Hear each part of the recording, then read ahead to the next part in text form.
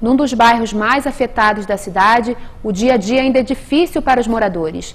10 dias depois da tragédia, nossa equipe foi ao Córrego Dantas e encontrou mais alguns personagens desta história, que está longe de ter um fim. A gente começa essa reportagem mostrando uma das entradas do bairro de Córrego Dantas, que já foi totalmente destruída, com muita lama, muito pedaço de árvore, entulho, e não tem como você ter acesso. Então os moradores improvisaram uma ponte, já que a anterior foi destruída. Eles improvisaram uma ponte. A gente percebe que tem alguns moradores passando com restos de pertences que estavam nas casas, tentando salvar o que tinha lá dentro. E a ponte é uma ponte toda de madeira, tem um pedaço de porta. Só dessa maneira a gente consegue chegar no bairro, que foi um dos mais destruídos por essa tragédia que aconteceu aqui em Nova Friburgo. O caminho é todo feito em cima de toneladas de terra que desceram das montanhas. Aqui moravam mais de 2.000 pessoas que perderam familiares, a casa, os móveis, carros e quase a vida. Hoje pela manhã, homens do Corpo de Bombeiros tentavam encontrar quem ainda está soterrado. A situação é tão crítica aqui no Córrego Dantas que só naquela casa, que a gente pode olhar ali atrás, foi totalmente destruída pela queda de barreiras. Os bombeiros acreditam que tenham 2 corpos, de acordo com os moradores, que estão soterrados. São mais de 2 metros de lama acima do nível da rua, e do lado onde teve esse grande desmoronamento de barreira, devem ter mais 3 corpos soterrados, e aqui não é possível mais escavar com pá, com enxada, só mesmo com uma retroescavadeira. Os bombeiros nem sabem quando isso vai acontecer, porque não tem acesso ao bairro. Aqui no Córrego Dantas está muito difícil, bem difícil mesmo a situação.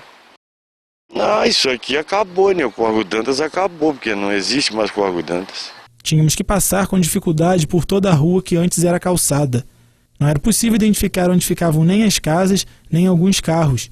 São muitos troncos de árvores, entulhos, restos de lixo, postes e veículos. Várias vezes eu passava em cima do teto de muitos deles. Os poucos moradores que voltam aqui vieram tentar buscar o que as chuvas não levaram.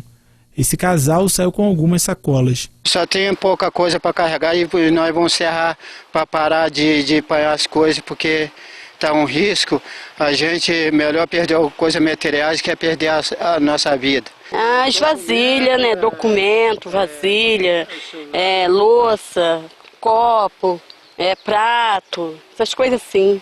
O que mais me impressiona aqui no Córrego Dantas é ver o nível do rio, a altura da água, porque é um rio muito pequeno, é um córrego que não passa de um palmo de água. Agora o rio já está na original, como ele era, na altura certa, e ter se transformado nesse mar que foi levando casas, pessoas, carros. Só que a gente consegue ver, são 2 carros, um por cima do outro, no meio da lama, no meio de árvores. Os carros foram totalmente destruídos, as casas totalmente acabadas. As pessoas não têm mais como vir aqui buscar seus pertences, seus móveis. Virou um cenário de horror, um cenário de destruição, que vai virar um bairro fantasma mesmo aqui no Córrego Dantas. Não tem mais o que as pessoas fazerem aqui, não tem mais como morar, como voltar. As ruas estão sem calçamento, tudo foi acabado. E é muita pedra, muito entulho, muita lama. Num bairro que era considerado pacato, um bairro bom por muitos friburguenses, se transformou agora em nada. Na tentativa de salvar os carros, muitos moradores tentaram subir para os locais mais altos do bairro. Até quando esses veículos vão ficar aqui, ninguém sabe. A gente está agora aqui no alto do bairro de Córrego Dantas e praticamente virou um bairro fantasma, porque não tem mais moradores, poucos que ainda estão naquela casa tentando recuperar o que tem lá dentro, só que é uma área de risco. A gente consegue ver toda a destruição, um córregozinho que é muito pequeno, o nível da água é muito baixo, a água subiu tanto que destruiu isso tudo.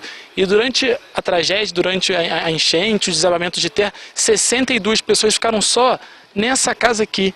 Era o único lugar mais alto do bairro, onde as pessoas conseguiam se abrigar, se proteger. Ficaram 62 pessoas só nessa casa. O que a gente escuta hoje aqui nesse silêncio que se transformou o Córrego Dantas é só o barulho de um rádio. Este homem conta como foi a noite da última terça-feira. Aqui a gente só ouvia as barreiras porque estava escuro, a gente não via nada, só ouvia o barulho e não sabia, gritos, pessoas pedindo socorro.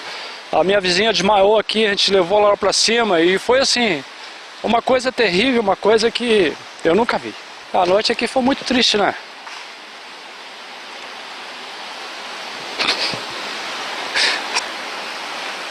O senhor que sempre morou aqui no Córrego Dantas, né?